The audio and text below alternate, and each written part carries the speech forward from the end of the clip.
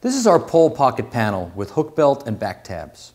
It's uniquely designed for 3 separate applications.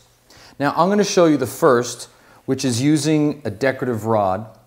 It's a 1.5 inch pole. It could be metal or wood, it doesn't matter. But the diameter allows you to use the pole pocket very easily. It'll gather right on there. And when it's all done, I've added this little finial. You move it over to one side, gather it up nice and even, not too tight. And when that's dressed out, it has a casual look. It'll look like that. And it hangs nice and loose.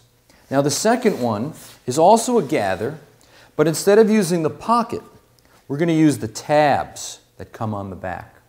You want to use the same diameter pole and just put the rod through every pocket tab back there. And this is going to give you a little bit more of a tailored finish. It's a gather, but it's not as gathered as the simple pole pocket. It gives it a little bit of a pleated look. When it's all done, it has these soft folds in between each tab.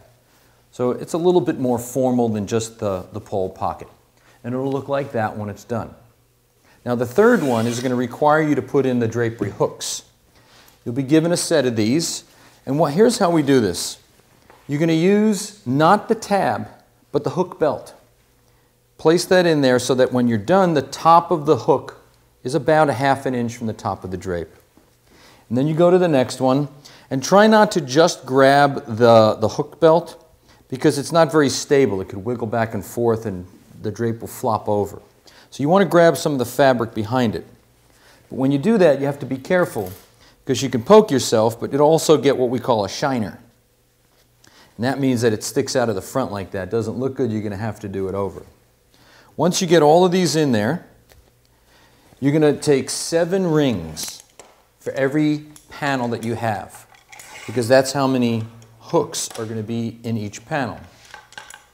And you're going to use 1 hook for every ring.